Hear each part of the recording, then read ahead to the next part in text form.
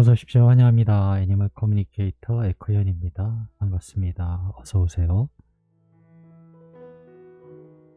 네, 오늘 교감을 나눌 아이의 이름은요, 옥상이라고 합니다. 이름은 옥상이입니다. 네, 견주께서 주신 질문 살펴보도록 하겠습니다. 다시 만나게 된다면 몇 월 달에 만나게 될까라고 궁금해 하셨습니다.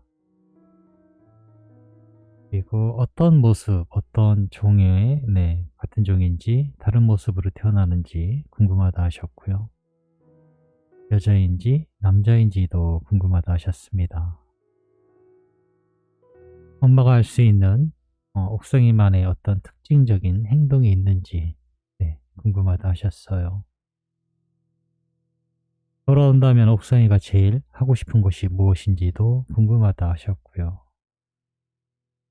요청의 말, 이렇게 준비가 되어 있습니다.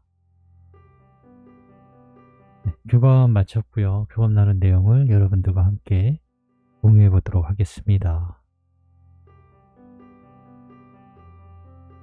옥상이를 만나기 위해 여행을 시작하였습니다. 저의 왼편에 있고요. 웃음 띤 미소를 지으면서 서 있습니다. 함께 있어요, 나란히. 어서 오세요 라고 합니다. 표정이 좋네. 고맙습니다. 그 말도 엄마에게 전해주세요 라고 합니다. 무슨 말이라고 하니까요. 표정이 좋다는 말이요. 엄마는 모든 것을 궁금해 하실 테니까요 라고 합니다. 그래, 알았어. 그 말도 전해줄게. 뒤에 누군가 서 있다는 느낌이 들었어요. 이 아이의 뒤에. 보이진 않는데요. 누가 있는데? 라는 어떤 느낌 같은 게 있었어요. 함께하고 있는 영이 있니? 라고 물어봤습니다. 널 지켜보고 있는 것 같았는데, 이렇게 말하는 사이에 그 느낌이 사라지고 있어요. 늘 저와 함께 있습니다. 저를 안내하고 보호해주는 분이세요 랍니다. 저를 여기로 안내해 주었어요 라고 합니다. 아, 그랬구나. 엄마가 옥상이 만나서 꼭 전해달라고 부탁한 메시지들을 전해줄게. 잘 들어보고 이야기해 줄 수 있는 곳이 있다면 이야기 부탁해 라고 방문한 목적 전했습니다. 다시 만나게 되는 달이 몇 월 달일까? 라고 물어보았습니다. 이 대답을 던졌을 때 저의 경험이 떠오르더라고요. 제 경험이 떠오르고요. 저 같은 경우는요. 가족을 만나게 될 때요. 1년에 2번 만나거든요. 제 남동생을 1년에 2번을 만나요. 추석 때, 설 때, 이렇게 어머니 산소 앞에서 만납니다. 그런데 항상 그 해당일, 뭐 추석이면 추석, 설이면 설 전에, 항상 며칠 전에 만나요. 며칠 전에 만나서 뭐 벌초도 하고 이렇게 하는데요. 몇 월 달에 만나게 될까라는 질문을 했을 때 저의 그 과거의 기억을 툭 튀어 올라왔어요. 그 중에 추석 때라는 것을 알 수 있었고요. 추석 때라는 걸 알 수 있었기 때문에 내년 가을이, 내년 추석이 언젠가 이렇게 달력을 검색해 보니까요. 9월 말쯤에 있어요. 그래서 만나게 되는 것은 9월 말 전에 만나게 되실 거예요.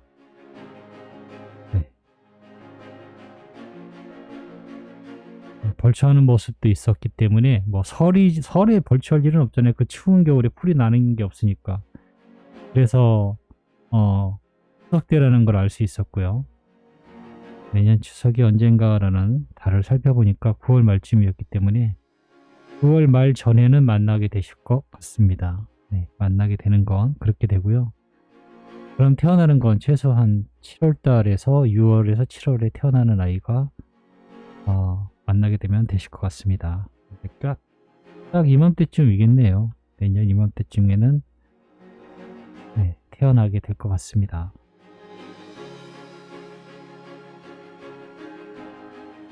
어떤 모습으로 태어나게 될까라는 질문과 동시에 손가락으로 이렇게 가리킵니다.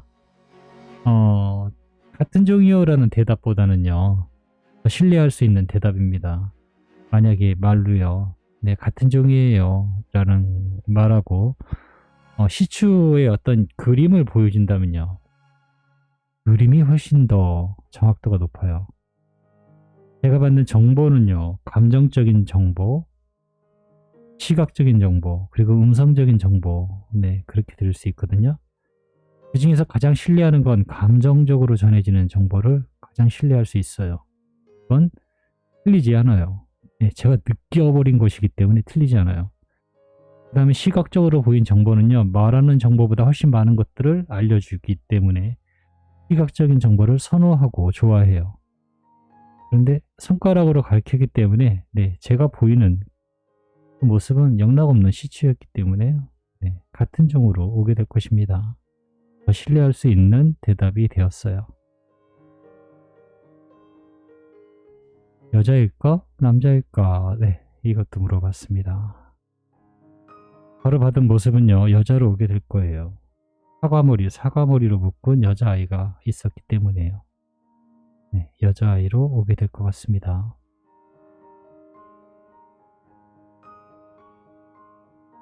엄마가 알 수 있는 옥상이만의 어떤 특징, 행동이 있을까라고. 네, 이거는 안 물어보자니 그렇고 물어봐서 무언가를 얻게 된다면 정말 포인트가 되는 거고요.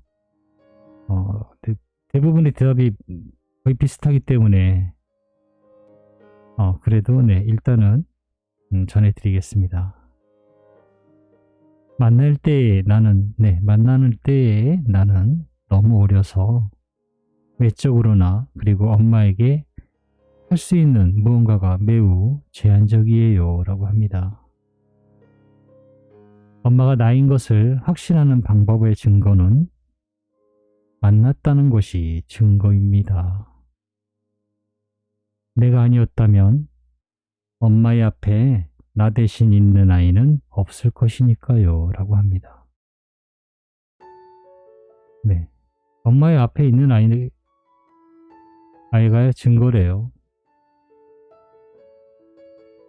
자기 외에는 엄마 앞에 있을 아이가 없다라고 하고 있으니까요.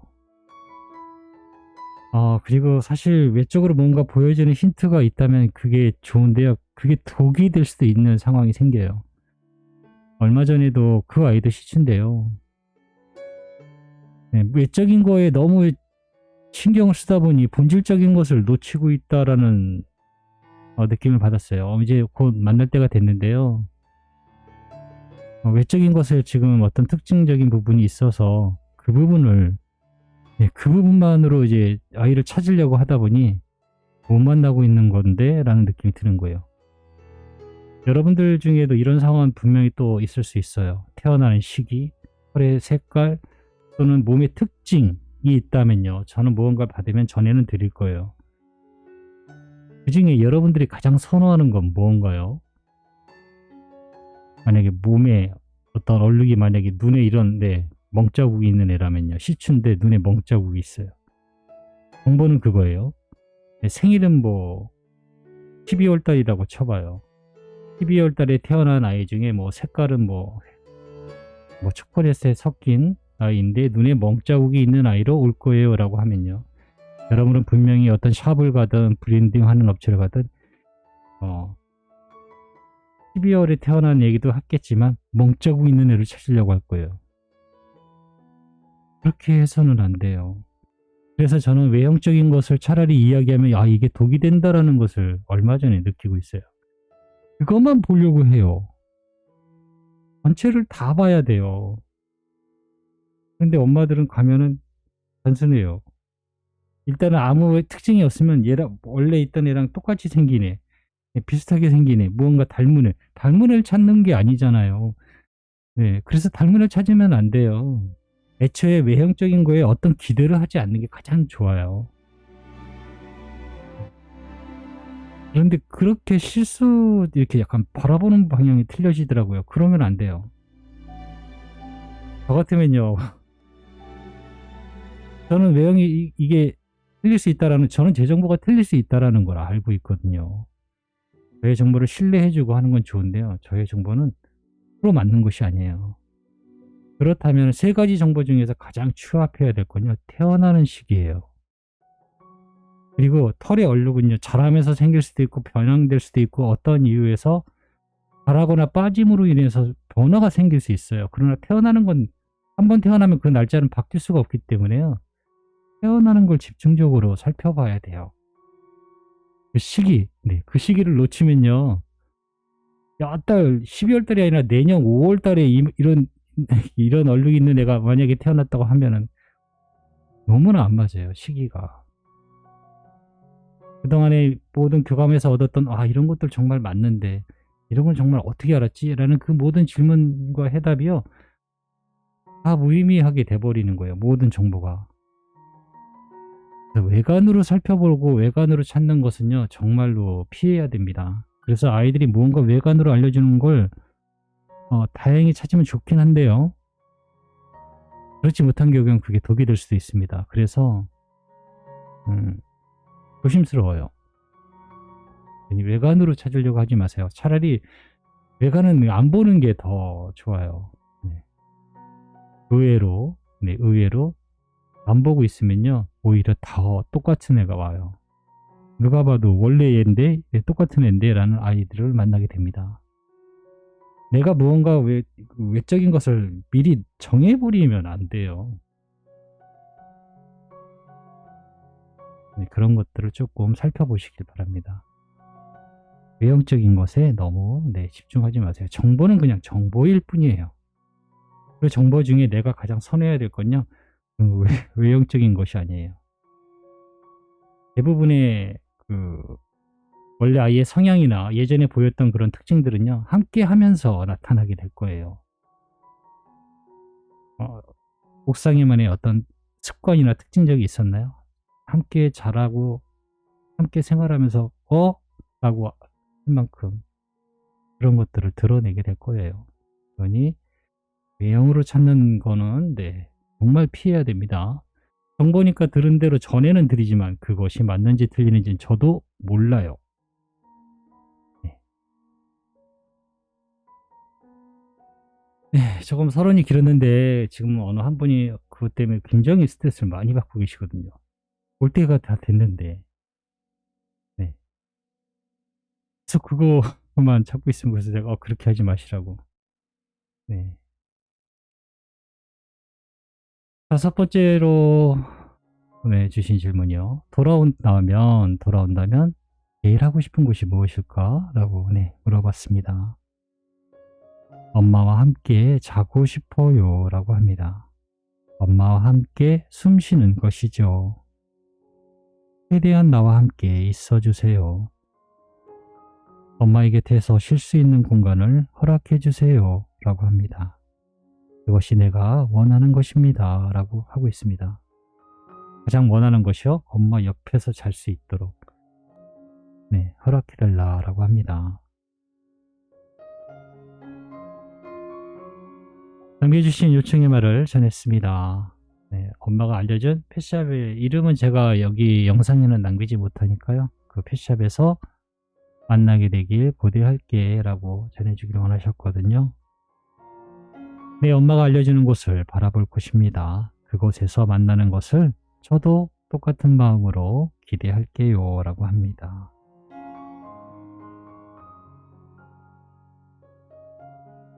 여행을 잘 마치고 가족의 품으로 돌아와 달라는 말도 전해주었습니다. 엄마가 편안한 마음으로 계시면 저 또한 편안한 여행을 할 수 있습니다.